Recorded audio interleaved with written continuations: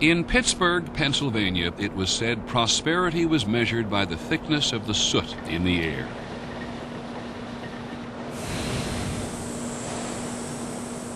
Oh man, whatever them furnaces let loose, the whole sky was full of red dust. Full of red dust.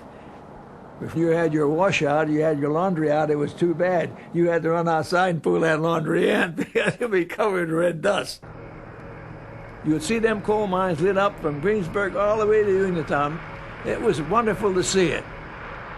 Relentless production in Pittsburgh's steel mills, foundries, and coal mines attracted an enormous number of immigrants, and poor whites and blacks from the rural South. It was their labor which fed the furnace of industrial America.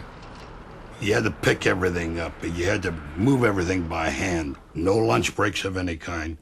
You worked and you had a sandwich in your hand. If you had to go to the restroom, boom, back right away. They timed you.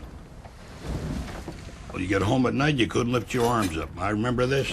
Oh, I remember this distinctly. My father would come home and say to my mother, rub my arms a little bit, because they were picking up.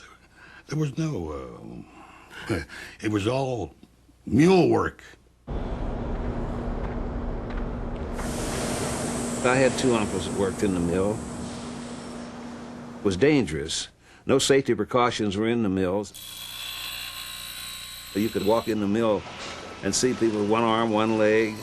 You had an accident in the mills almost every 2 days, but nobody did anything about it. There was no compensation for the injuries and death on the job, and it was almost impossible for workers in the early part of the century to organize.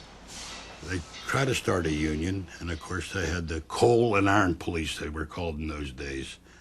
And they would bust a lot of heads, and a lot of murders were committed, and a lot of things that you daresn't say too much. If you worked in the mill, if your boss said something to you, that was it. That was the law. Industrial work involved 6 days a week, 12 to 16 hours a day. The daily wage, barely $2. Children, too, were made to work, 2 million of them across America, some as young as 4. They did not complain as adults tended to do. Employers liked to think of them as happy elves.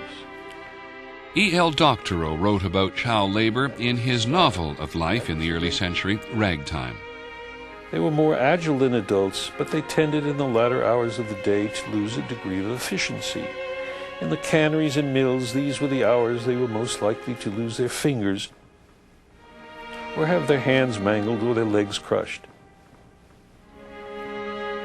In the mines, they worked as sorters of coal and sometimes were smothered in the coal chutes.